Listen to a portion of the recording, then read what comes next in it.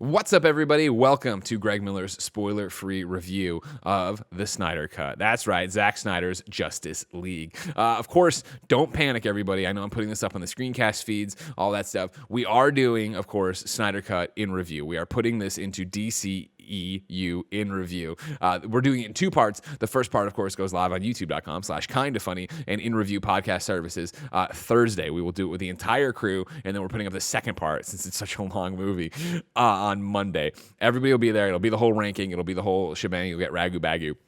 What Tim did, though, is challenge me, Greg Miller, he said, hey, you're going to watch this movie, 4 hours of Zack Snyder's Justice League. You're going to wake up in the morning. Why don't you do a spoiler-free 10-minute review? Just jump in there, give people your initial thoughts. And so I thought, okay, yeah, I can do that. And as all of you know, no, I can't do that. It'll be longer than 10 minutes, but maybe not by much. Again, in review, expanded thoughts, that's where it is. Instead, what you're getting right now is me, Greg Miller, 7 hours removed from finishing this flick. I was up to like 1:30, 2 o'clock in the morning finishing it last night because of a whole bunch of different reasons.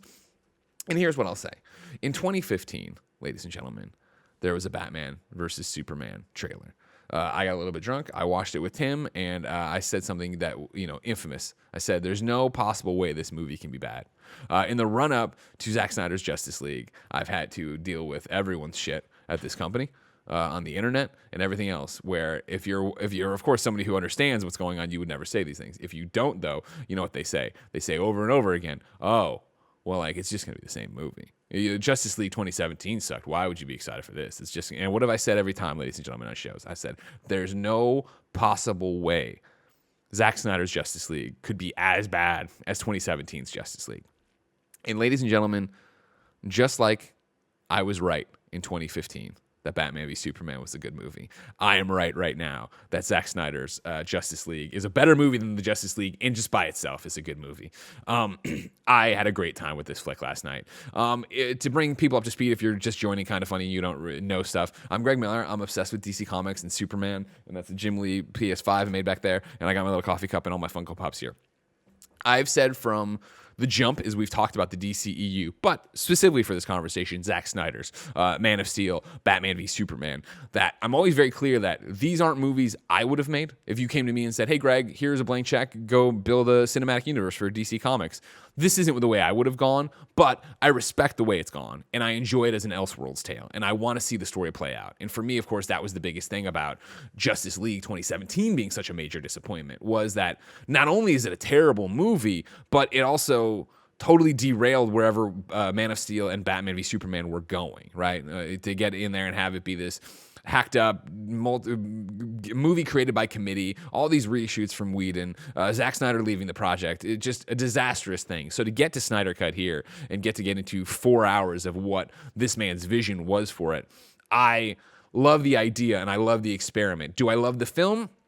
That's harder for me to say. And I know you're going to freak out and go, oh my God, clutch your pearls, Greg Miller doesn't like this movie, something's wrong. No, remember, I didn't love Batman v Superman. I didn't love Man of Steel. I enjoyed those movies, and I think that they have a story to tell, and I enjoy being along for that ride. But I didn't walk out of either one of those going like, man, movie of the year, best comic book movie of all time. Yeah, no, I didn't do that. I enjoyed them for what they were, right? And apparently enjoying Batman v Superman at the time, people have come around. It was, just outrageous to say. Anyways, I'm spending way too much time on this. But again, it's spoiler-free for Justice League. You're getting in review. Hold on. Porty, stop ruining this video. Zack Snyder's Justice League is 4 hours long. And let me tell you, ladies and gentlemen, it flew by. This will not be the case for everybody, but for the DC fanboy Greg Miller, I was sitting there, eyes as big as saucers, watching it go and wanting more. And I think that's what this movie does so well most of the time, is giving us more of these characters, both the good guys and the bad guys, and making us understand and care about them, right? I think the little bit of extra time we get to spend with Ezra Miller's Barry Allen really goes a long way to making me at least go, oh, I like this Barry Allen. Like, yeah, we'd seen glimpses of it before, but it was always run around, and then it was also stuff that was the Whedon stuff that we, like, Zack Snyder was like, that's not it is, and like, I guess the other whole thing, remember in the 2017 Justice League of like, I don't really fight. I just push people out of the way and like just save one person. Like that was all Whedon. That wasn't this. Snyder was very clear on social media that wasn't.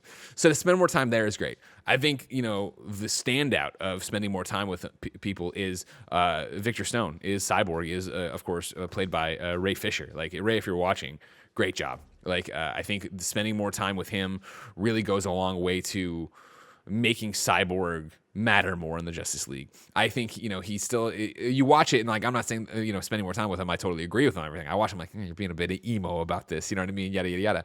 But getting to watch him come to terms with his story and what he wants to do with his abilities, I thought was really cool. And I thought getting to see his backstory really fleshed it out and really helped understand a bit of I'm trying not to spoil stuff, the push and pull between him and some of the characters. And then the major one for me was Steppenwolf. Of course, you know him as the stupid CG villain that was in Justice League 2017 that you were like, why is he doing this? Why is he this like, he's just out to destroy everything. What are you doing? Make it his homeworld.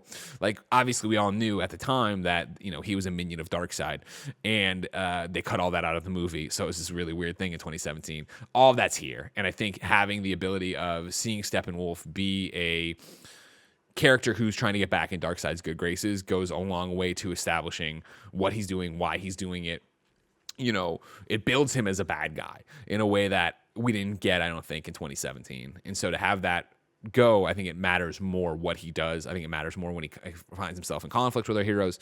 I just really dug that relationship being built and shown off here. What else? There's so much to talk about. Obviously, like I said, in review will be into all of this. I think the Lois Lane stuff is really interesting, really well done. There's one scene I can't wait to talk about in review where we spoil everything after you've seen the movie, of course. That is just like so good. But there's that stuff.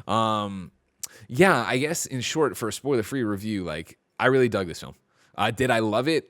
I don't think so. But again, I didn't love what came before it. I love the picture, and I love getting to see this come to fruition. Like, what a crazy story the Snyder Cut is of actually getting to be here. And I thoroughly enjoyed the movie. Like, I'm going to watch the Snyder Cut again, at least once more before in review when we get in there and, go through and do all of it. But I've enjoyed this tale with all these characters and the stories and, the 3 movies now we've been through with them, even though it feels like more. And for some of them, it has been. And I'm playing fast and loose, but you understand what I mean. The Snyder movies that we've had here. I'm trying to think of anything I want to say that's spoiler free. That's the biggest thing. I have so many different things to get into about relationships and decisions and characters. That's what we do on interview. If you didn't know, my dog is back. Porty, you just gotta choose. Do you want to be in the video or do you want to be on the ground? Like you can't keep it. You can't do this half in, half out thing, man. You got to make it up. Tim gave me 10 minutes. Lord Almighty, we're already 7 minutes deep. What other spoiler-free things do I want to say about this flick? Like, I think it. One of the things I haven't talked about. Whereas I think the added time really goes a long way with Ezra Miller, Steppenwolf, and Cyborg. I think it doesn't do enough with Aquaman. I think part of this, too, is that we know what happens in the Aquaman film. We've seen that portrayal of him, and so it's weird to see this juxtaposition of him. But it's the same thing that was in 2017, where I was like, I thought it was so jarring the way he works with Atlantis out of this whole thing, right? Of like, the Atlanteans and him, they have this, tortured past, but he's this outsider that they don't know about it, but then everybody kind of knows about it, and then he's just like, it's still very much like, why exactly is it happening this way? Why is it going on that way? But it's easy enough to look past when there's so much other stuff going on, and you get into so many other things that are going on. Great cameos in it. Nothing I'm going to spoil, nothing I'm going to say. Even though, if you like, again, spoiler free, like, there's been a lot of headlines going around of like, there's a cameo at the end of this movie, you won't believe it, or there's and it's like, really? Like, you didn't believe that was going to happen? You haven't seen this actor talking about this for years at this point? All right, good. Have it your way. I liked it. I'm excited to watch it again, right? I'm excited that it came to fruition. I'm excited that we got to see the actual vision for what was supposed to come next. I think that's the biggest thing about it. Like, I'm trying to give you a thoughtful review, right? Or a thoughtful, again, first impression. I hold the right to change all this when we get to in review. If I've seen it again, I think something's dumb or whatever, blah, blah. But like, I always say, I don't love the DCEU, right? And what I mean by that is like, when I sit here and close my eyes and daydream about Superman or daydream about Metropolis, I don't see what I see in the DCEU, right? I see comic books. I see maybe DC Universe Online. I see something like that. And so it's always hard for me to sit here and say I loved a DCEU film because it's not what I love, if that makes sense. But again, in this this world, in this Snyderverse, I love what he's been building, and I love the chances he's taken, and I think they don't always pay off by any stretch of the imagination. But I love the fact that this got to happen. I love this movie got to happen, and I love that we get to have this conversation about it, and not only the choices that'll be in the movie and what we'll go back and forth on in review, but what we'll talk about in terms of this versus 2017 Justice League.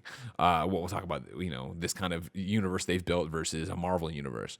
Lots of interesting things to discuss here that 10 minutes of spoiler-free conversation could never touch. But basically what I wanted to say, ladies and gentlemen, is you can rest assured that the Snyder Cut is a good film. Once again, just like Batman v Superman, it's not the Snyder Cut of Justice League is a good film. And I'm excited for all of you to see it. Another thing, toss it out there, of course, if you didn't know.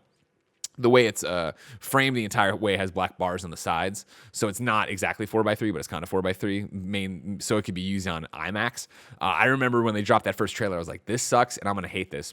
I never even noticed. Like, as soon as the movie started up, I was like, all right. And then never dealt with it again. Like, it actually works fine on my big screen TV when I was watching it. So can't complain about that. But ladies and gentlemen, if there's anything I've learned about doing DCEU in review at Kinda Funny is there are plenty of other things my friends will complain about. So don't miss Justice League, the Snyder Cut, Zack Snyder's Justice League.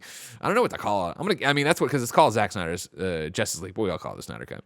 So Snyder Cut in review begins this Thursday, youtube.com/Kinda Funny. Of course, podcast services around the globe. Get on in there. You can watch part 1 on Thursday. Then on Friday, you can check out... Then on Monday, you can check out part 2 when we will actually rank it and put it into our DCEU in review rankings. I'll tell you what, it turns out staying up till 2 in the morning watching Justice League and then we're recording this in the morning, not the best idea. Going to leave you a little worn out there, but that's what it's all about, and that's why I said I'm allowed to change my opinions. I'm allowed to do whatever I want with them, all right? Long story short, though, I enjoyed the Snyder Cut. I'm excited for you to go enjoy it as well. I'm excited to watch it again tonight, and I don't know if there's a higher thumbs up I can give a movie. Ladies and gentlemen, until next time when we come back for Snyder Cut in review, gosh, I'm tired. It's been my pleasure to serve you.